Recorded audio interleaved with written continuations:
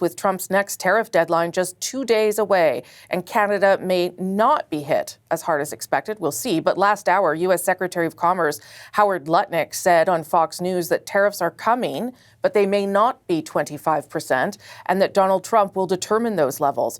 Earlier this morning, I asked the Minister of Internal Trade about the government's approach. Minister Anand, thank you for being here. Appreciate it very much. Thanks for having me, Rosie. You were one of many ministers in Washington this past week. You met with your counterpart, Sean Duffy. What are you hearing ahead of Tuesday's deadline? What do you think we will end up with on Tuesday? This was our first bilateral in-person meeting, and I had a number of items to discuss with him. Of course, the negative economic impact that would occur if Trump tariffs were implemented, not only for Canada, but also the United States. We also discussed aviation safety and the work that we're doing bilaterally on the air incidents, both in Canada and the United States over the past weeks. And we agreed to continue to keep the lines of communication open. We are both big communicators, and I invited him to come to Canada and to have further discussions, and we agreed that that would be a good path forward. So what is your sense then, Minister, about whether these tariffs are going to happen on Tuesday or not?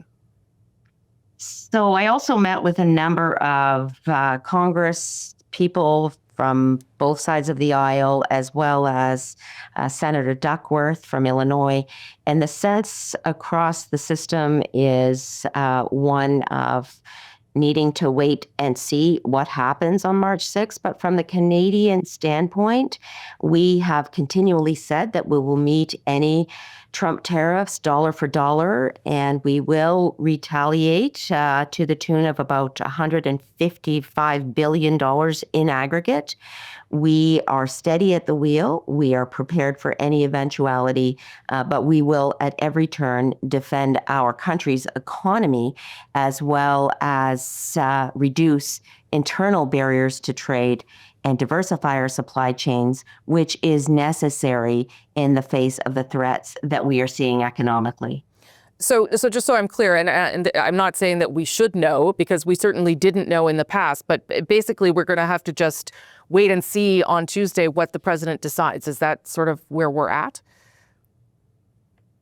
The answer is yes, Rosie, and the answer is yes because we see numerous dates on different goods coming from the White House, and the only rational response from the Canadian government is the one that we are taking, which is we have put out our policy response, and we will implement that policy response, that $155 billion in aggregate in retaliatory tariffs, meeting those tariffs dollar for dollar. We will put that out if and when the Trump administration comes forward with its proposed 25% tariffs. How difficult is it, though, as a government to be staring down this reality, this possibility, and not know whether any of the work that you and your colleagues have been doing has made any sort of material difference? Well, listen, the difference that we are making on the ground, speaking with individual elected representatives, is extremely important. I met with the congressman from Texas, and in fact, Canada is in a very tight bilateral relationship with Texas and many other states. 763 Canadian-owned companies employ 74,000 workers in Texas.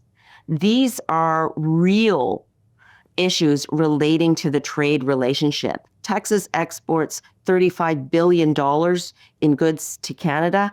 Canada imports $37 billion in goods from Texas in transportation and energy and in equipment. And so this is the case with numerous states. Yeah. And I am continually stressing, and I know my colleagues are too, that there will be negative impacts to U.S. families, U.S. businesses, and the U.S. economy if these tariffs do come into place on March 6th. You had a meeting on Friday with your counterparts to talk about interprovincial trade. I've never seen a time where more people were so interested in interprovincial trade. I wonder where is the timeline after that meeting for making some progress there? We had a successful meeting on Friday.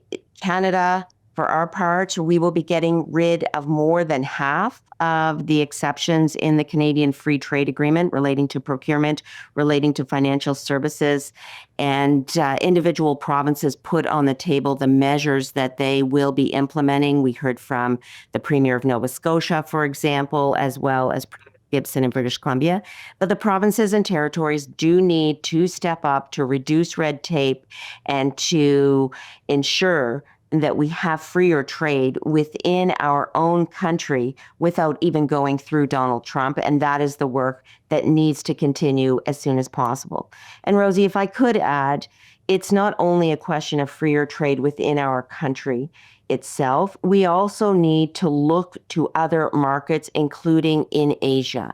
Just before a number of the incidents occurred between Canada and India, for example, Canada was on the precipice of signing a free trade agreement with India. That is the type of market we need to leverage. And we need to find new friends overseas rather than relying on the United States for 80% of our trade. So there are three fronts that are operating here, Rosie. It's the Canada-U.S. relationship, mitigating any effect of potential Trump tariffs. It is reducing internal barriers to trade and ensuring that we add $200 billion to the Canadian economy. And it is also finding new friends abroad, including in the Indo-Pacific, making sure that we are leveraging our trade relationships, enhancing them for the benefit of the Canadian economy writ large. Last time we spoke, you were not running in the next election. You've now changed your mind. I wonder, Minister, whether the change in the polls had anything to do with your decision to run again. It did not. If you take a look at Oakville, it is a bellwether riding. It's going to be very difficult to win this riding, and I'm going to have to work really hard. What changed my mind is that the global strategic environment is shifting almost daily, and I'm heavily integrated in the Canada-U.S. file as well as in reducing internal barriers to trade, and I simply cannot leave now. My objective is always to serve my country, and this is the moment for us all to ensure we're doing our part to work for our country in the most patriotic fashion possible. Okay, Minister, we'll leave it there. Thank you for your time as usual. Thank you so much. Take care. Former Quebec Premier Jean Charest is a member of the Prime Minister's Council on Canada-U.S. Relations, one of the many Canadians in Washington this past week putting pressure on the White House to hold off on the tariffs. I spoke to him a bit earlier. Jean Charest, nice to see you again.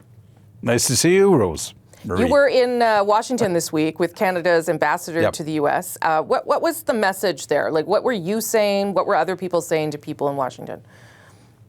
My visit to Washington was to participate in a meeting with consul generals and provincial reps and the diplomatic team. And I think they wanted to have some feedback of how things are playing in Canada. Not that they don't know, but to hear it from someone who is involved. And it's always helpful for them. They don't take for granted that they know everything. And it was a very helpful, very interesting conversation.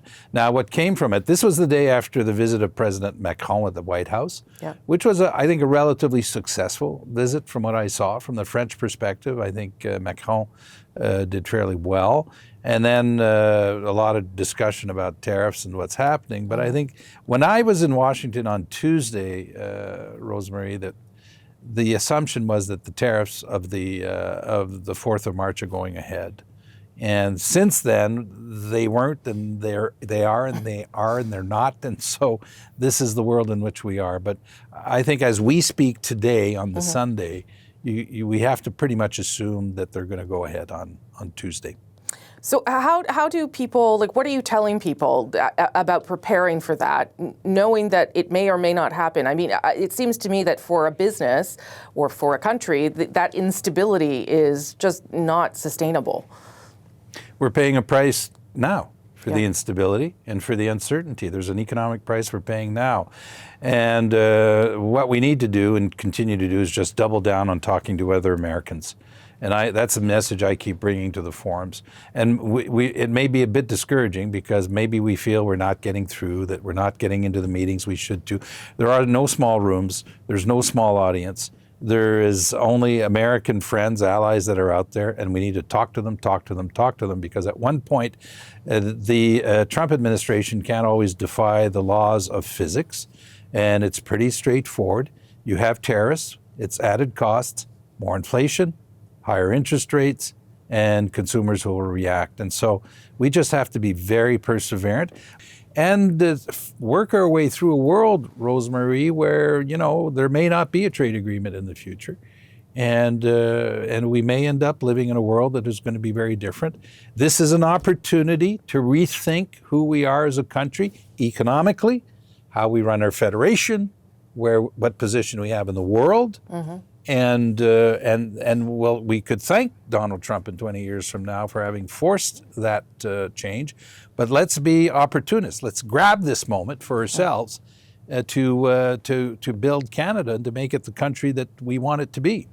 Well, as someone who was involved in the CETA deal, the European Free Trade Deal, how much of that kind of thing can protect us? Because obviously the market is not the same size, but if we are looking for opportunities, to your point, for expanding trade, expanding relationships, how much of that kind of thing is going to make a difference here? And where else could we look for that? The trade deal we have with Europe potentially makes a difference if we avail ourselves of the trade deal. Yeah. And I'm the one who had brought this proposal to the European Union. The European Union is the biggest market in the world, 450 million people. And one part of the creation of the Union is that they do get it, that they count and they're relevant if they have a unified market, which they've tried to do. Now, the challenge in Canada, quite frankly, is that we've lived next to the Americans. It's been easy to do business there, language, the system of law, business practices. It's been difficult to get small and medium-sized businesses to go beyond the United States. And that's been the eternal challenge in Canada, frankly, is to try to get our businesses to go there. So we're going to have to find a way to do that. There's Europe. And on the other side of the Pacific, there's Asia. Mm-hmm. Asia is where the economic growth is going to be happening in the next 20 to 30 years. The whole middle class is emerging in Asia. We're negotiating a trade agreement today as we speak with the ASEAN countries, these 10 countries. We've signed a new deal with Indonesia. So we have to work on both those fronts, those geographies, but it's going to require an effort that we had not made in the past, and one that brings us beyond the complacency of dealing with our American neighbors and making the effort of going into those markets if we want to continue to trade. Are you surprised, not by the president's comments about the 51st state, because I think we're no longer surprised by those comments, but by how other world leaders are responding to them? I'm going to point to Keir Starmer yesterday, or on Thursday, where he was asked questions about Canada. He came bearing a state visit invitation from King Charles for the president, and he was asked about Canada and really didn't do anything to say anything to defend our interests and our sovereignty. How important is it right now, do you think, Mr. Charest, for allies to stick together and stand up for one another? It is very important. But there are very hard lessons we're all learning in this episode. No one's going to stand up for us in the way that we have to stand up for ourselves. We've been complacent. It was easy to deal with the Americans. And now we have to come to terms with the fact that we're going to live in a very different world. And by the way, that's true post-Trump. There's some people think that Mr. Trump one day will not be in office, things will return to normal. Rosemary, they will never return to what we knew as normal. And there will be people after that. But at the end of the day, it's about us, our future. Set aside Mr. Trump, set aside Mr. Starmer, set aside Europe. What do we as Canadians want to build as an economy, as a society? How do we want to make our federal system work? There's lessons in this too. We had not worked our federal system very effectively in the last, frankly, 20 years. Yeah. And the provinces and the feds did not meet on a regular basis because it wasn't viewed as being productive. And all of a sudden we have to relearn these things. So those are all things that we need to revisit. And I'm optimistic for the future. I think we are going to come out of this stronger. And I think the world would be wrong to underestimate who we are and what we can do. We're going to come out of this stronger, but we're going to have to stick together. We're going to have to do things together that we had not done before in the past. Listen, I will take that that positive message on this day. I accept it. Mr. Charest, always nice of you to make the time. Really appreciate it. Thank you, sir. Thank you very much. Bye-bye.